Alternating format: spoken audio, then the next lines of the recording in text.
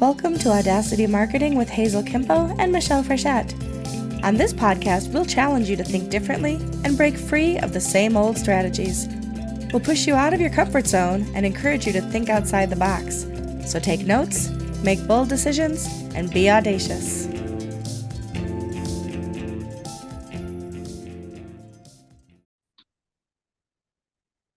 Hey, Hazel. Hi, Michelle. Excited to be back for another episode. I know, it feels audacious. I'm sitting here freezing because it's snowing here, and you're actually in a jacket today.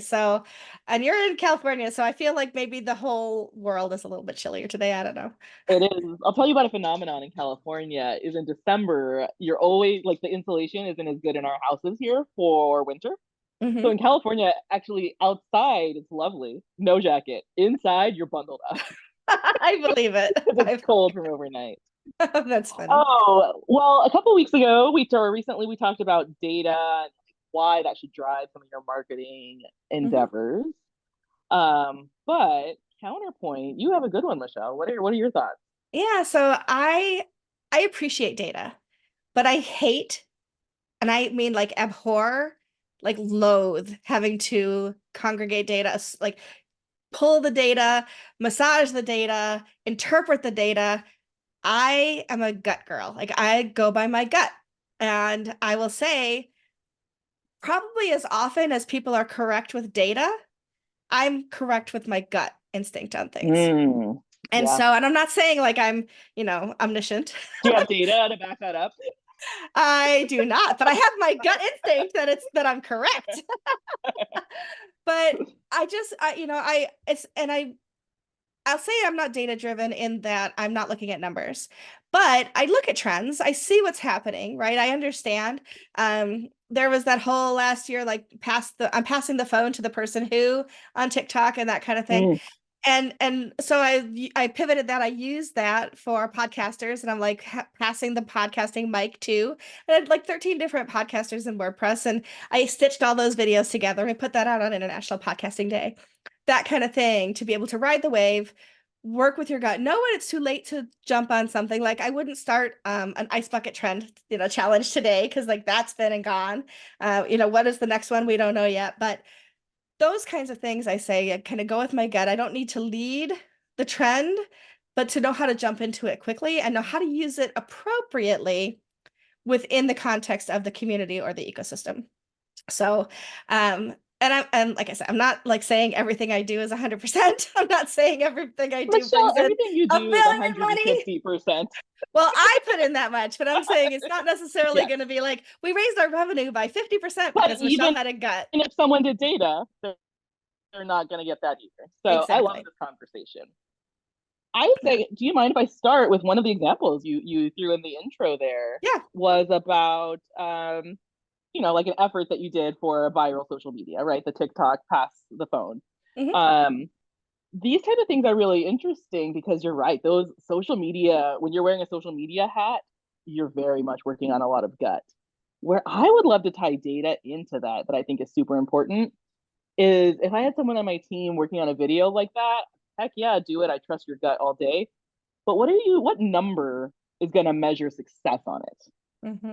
I'm still, because like, okay, because you can't tell me if it went well. You can tell me if it went well based on your gut, but I am less inclined to believe you based on data. Now, that's where it becomes challenging, right? The decisions Right. versus the outcome. Right. For What sure. are your thoughts on that, though? The like having one can find measurable for a gut decision. I think it for people like me, it's important that you have somebody like you who's working on the team. Because when you Mm-hmm. have a team with, even if it's just two people, where one person is more the numbers data person and the other is more this is my gut and this is what I think. And it's not that we both can't have crossover, right? We're not two separate circles. We're a Venn diagram. There's things that overlap for sure. But having somebody who's your counterpart to be able to balance that and understand what metrics you're looking for, right? For you to say, I like the idea, but do you think we can target to get X number of views or X number of, Mm, this number of people in the funnel or those kinds of things, as opposed to, I like it, let's do it, even though it's just branding and it's not going to bring us any absolute sales. It's just going to start to feed the funnel. whatever, however you look at it. And some of Hmm. that is, how much time is it going to take to do it? Is it something I can do quickly, Yep. right? So like we had an episode earlier this year where we talked about social media and how I just go off and do things sometimes and Hmm. they work or they don't, but the point is we're out there doing things. As opposed to, I want to spend $2,000 on a video and I need to do this money and we need to do that, and now we're talking about more than like an hour of my time. We're talking about actual expenditure, not just time, but actual money. Now we need to look at a little bit of a different of an ROI on that, because if we're going to spend money on it, as opposed to, yeah, but she'll take an hour of your time and do it, then we have to look at at what the expectations should be. Hmm. Yep, that makes sense. And I can see that there's an interesting balance there of like sort of like the things you have room to try every day, Yeah. versus maybe what I would call big bets. Like for instance, sometimes you would go on your gut on even launching a new product, for Hmm. instance, or like a product launch or a feature, like, hey, I really feel like I hear a lot about people talking about this trend and I can't prove it, but it seems like there's something about this. Years ago, it's gonna Michelle and I dated ourselves often on this, but this was years ago. Um, bacon was coming into the zeitgeist. I don't know if everybody remembers the early 2000s. It was like bacon. There was like bacon vodka. It was kind of like one of the first like big meme things of the internet. And Hmm. I threw a bacon themed party, and it would be on that kind of gut of like, hey, there's something going on here. And oh my god, it hit like national news. It was like a big deal for the brand that we threw the party for. So Hmm. I think being tuned in and marketing is really interesting on your gut. I'm going to tell you a little bit about a different type of data, though, that I think you're going to agree with a little bit more. And that's like a customer avatar, right? Hmm. Like a lot of your decisions that are gut are because you have a natural ability to read a customer really well. Hmm. If someone doesn't have that, do you suspect they could train it by having like solid data to back it up on, like a customer avatar or customer journey, et cetera? Absolutely. And I think some of it also depends on your audience, right? So somebody who's coming into your community or your ecosystem brand new, now maybe they know marketing, but they're brand new to your ecosystem. They need to, number one, trust some of the people that are informing them, but also do a little Mm, bit of research into the community, right? It doesn't have to be hard numbers, but you have to at least look at what are the kinds of events, what are the kinds of social things that are happening, and like kind of engulf yourself a little bit in what that culture looks like to be able to lean into that a little bit. So I think it can be learned for sure. But I think it takes a little bit of trust of other people. And I think it takes a little bit of self-education as well as perhaps, some actual immersion into some different events and things like that. Now, here's a question for you that you're very good at going with your gut. Do you suspect it is very confined to like a WordPress space or a social media space or something that you, because you're an expert, or if you got a job tomorrow at the mortuary, would it be the same thing? Go with your guts. I the mortuary guts. I got it. I think some of it depends on if it's absolutely completely foreign to you. Like mortuary, like we've all been to funerals. We know what it looks like to pick out a casket. Whether you've not ever done that or not, we've seen it in TV, we've seen it in movies.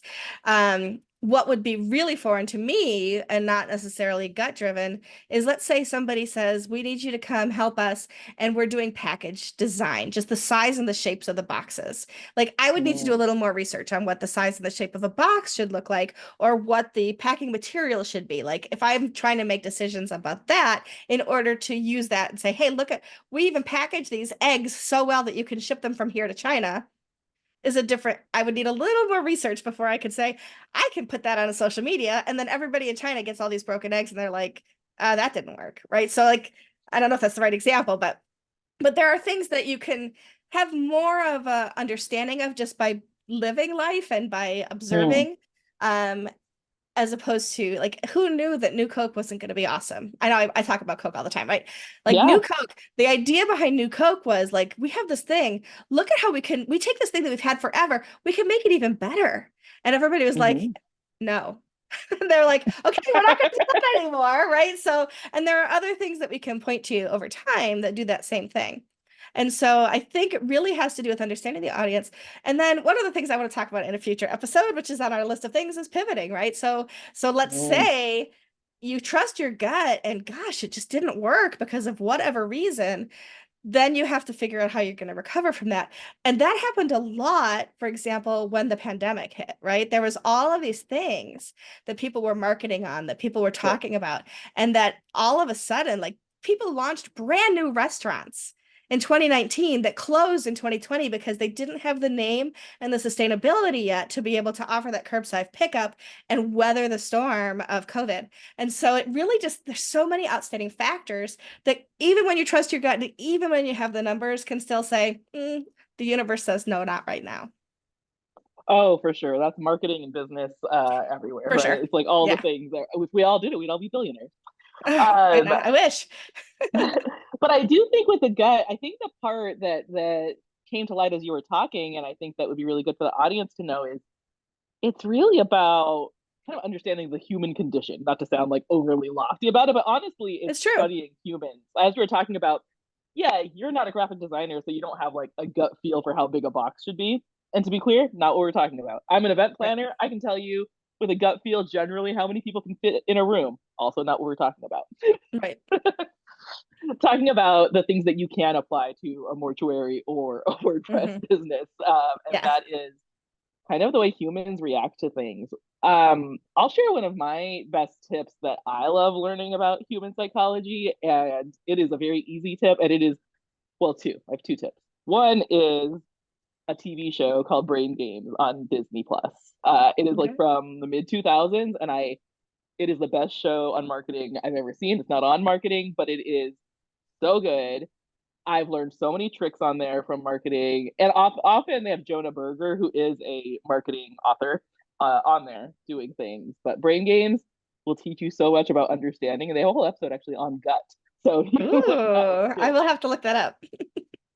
Number two is I am a creep on airplanes, and I always like kind of look over and see what people are doing on their phones Yeah. constantly. I always want to see what other people are doing on their. I am like obsessed with knowing what a stranger is doing on their phones and how they use it.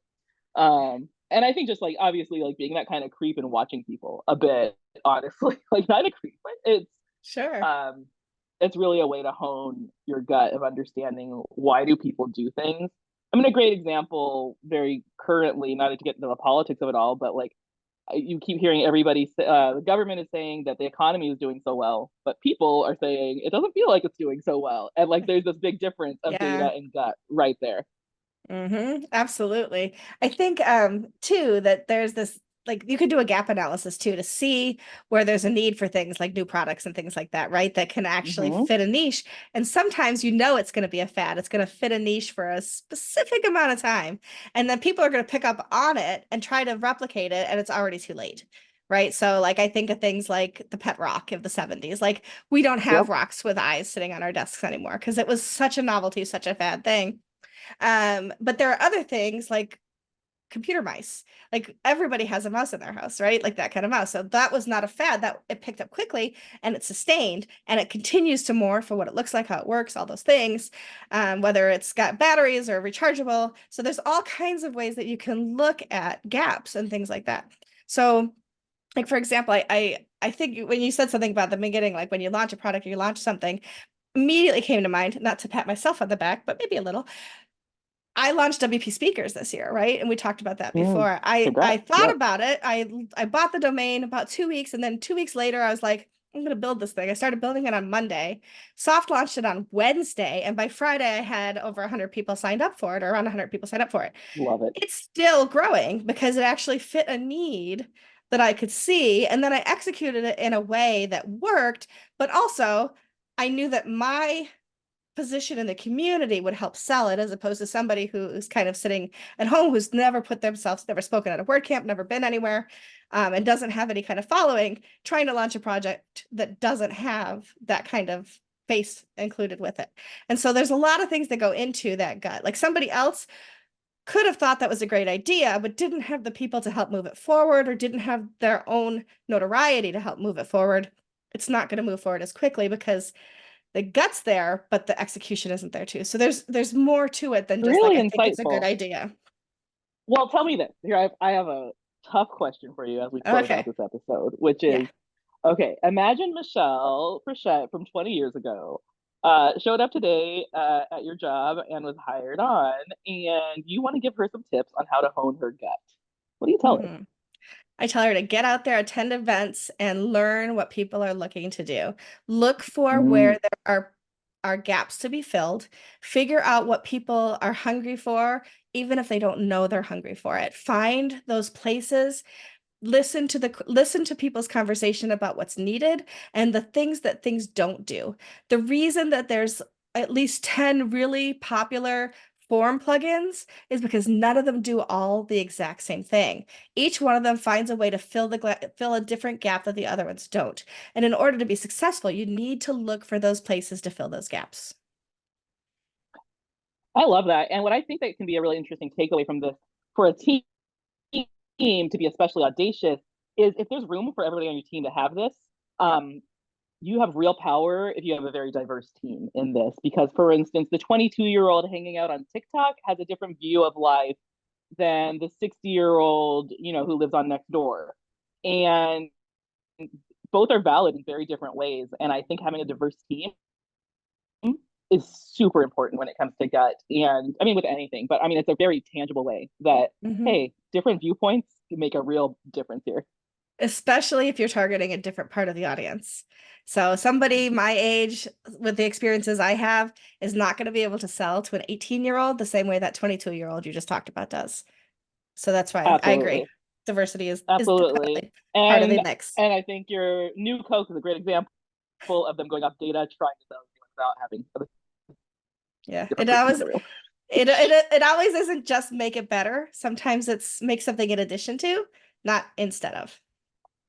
So yeah. Absolutely. Well, you are the queen of going with your gut, and And I I feel always like I rely want to on your write. data. I know. I feel like we should write like a probiotic book. There's like an analogy in here somewhere. We'll figure it out over the holidays and come back with something exciting. All right. Thanks, Michelle. Yeah, take care. This has been Michelle Rochette and Hazel Kimpo with Audacity Marketing. Dare to be different and dominate your market with Audacity.